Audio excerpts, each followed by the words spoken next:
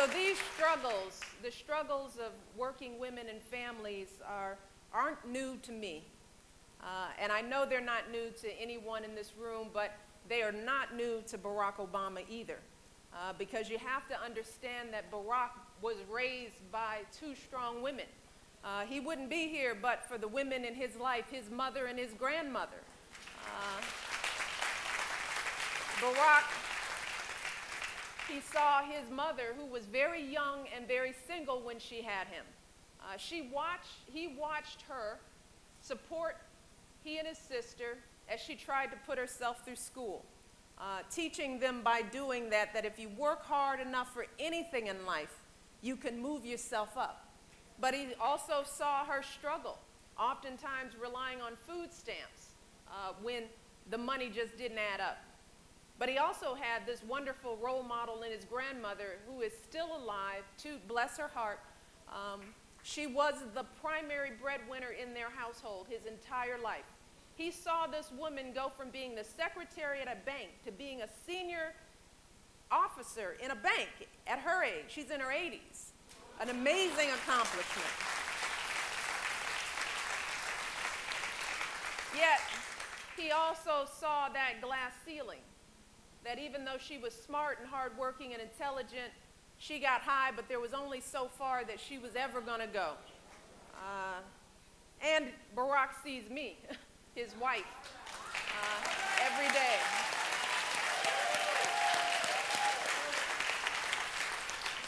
And he has seen the struggles that I face just as a woman. The constant, never-ending guilt that no matter what you do, you're never doing enough. You know, when I'm at work, I am guilty because I'm not with my girls. And when I'm with my girls, I'm thinking I should be doing more to help the campaign. There's so much work to do. That guilt that we all know, that we all live with regardless of our race or our income, he has seen it in me, that internal struggle. So let me tell you, Barack understands this.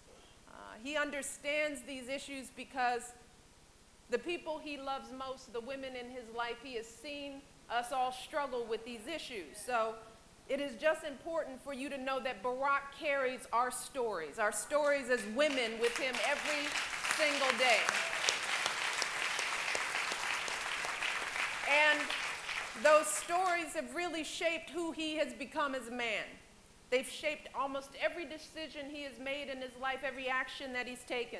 That's one of the reasons why after leaving college he became a community organizer, to work on the South Side in communities that had been devastated by the closing of steel plants, communities that needed to come together to find a way to find their own power, to pull together their resources, to make a better way. And Barack spent years working in those communities, oftentimes with single mothers, grandmothers raising grandchildren, to help them find the resources to build a better life for their kids. That's why Barack has worked as an Illinois state senator to pass welfare reform law that would not just move a few, but generations of children to a better life. That's why also as an Illinois state senator, he passed a law that gave more than 300,000 women protection from paycheck discrimination. And that's why as a U.S. senator, he also helped pass legislation to help women hold their employers accountable when they're paid unfairly. And that's why, as president, Barack is determined to change Washington so that instead of just talking a good game about family values, that we actually have policies in place that provide the kind of support that families need to care for, raise, and not just make sure that families survive, but that they thrive. You know, ensuring that women never have to make that choice again between their kids and earning a living. You see, right now, today in America, there are thousands of women that don't have any family leave. None whatsoever. And if they have access to it, they don't take it because it's unpaid, and they can't afford to miss the salary. Today in America, 40% of women don't have any sick leave at all. Not a single day. 22 million working women. Now that's just unacceptable. It is unworkable. Families in this country shouldn't be punished because somebody gets sick or there's a family emergency. That's why, as President Barack is going to expand family and medical leave so that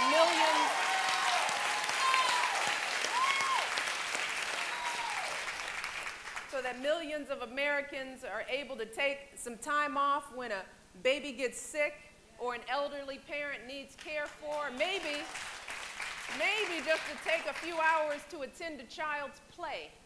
Imagine that. And Barack is going to require employers to provide all their workers with at least 7 paid sick days a year. Barack is also committed to ensuring that women are paid fairly for the hard work that they do. Today in America, although women are the majority breadwinners in their household, many of them, they still earn 77 cents to every dollar that a man earns for the same work. And a recent Supreme Court decision made it even harder for women to fight for fair pay. That's why Barack was a proud co-sponsor of legislation in the U.S. Senate to overturn that Supreme Court decision. And as president, he's going to keep on fighting until we close that gap and make pay equity more of a reality. So just in closing, just let me share with you. In all honesty, when Barack came to me and said that he wanted to seriously consider the run for the presidency, I said, no, please. Don't do this. I did. I said, no, don't do it. Because, you know, what was going through my mind was that politics is mean and it's tough. And I just didn't want that life for my child. I mean, there was nothing that I wanted for my girls less than to have their lives turned upside down. You know, to have them exposed to the public eye, to hear their parents being criticized on national TV. Nobody wants that. Have them away from their father for days on end, weeks on end. That wasn't the life I had planned for my girls, not at all. And I'm like all of you. I care about my girls like I care about every child in this country. But I had to step back and take off my me hat, and I had to put on my citizen hat, and I had to start thinking really seriously about the kind of world that I would want my girls to grow up in. And that world looks a little different than what we've got now. I knew that I wanted my girls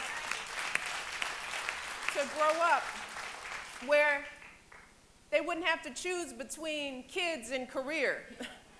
I wanted them to grow up in a world where they could imagine anything for themselves without limitations, with no glass ceiling ever. And then I realized that if that's the kind of world I wanted for my girls and for all of our children, then I had no choice. I knew that I had to be a part of supporting someone like Barack Obama to become our next president of the United States.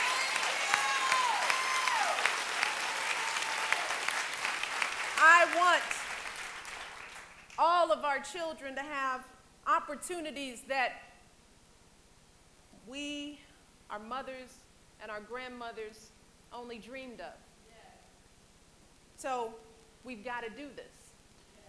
So now I will stop talking and I will open up this conversation first of all to the women who are sitting on this stage, all of whom we are grateful to for being willing to share their stories, for being bold to even talk about some of the problems and the challenges that we face. We will open it up to all of you for questions, but please remember, these conversations are just the beginning. I have been doing these conversations for a year and a half.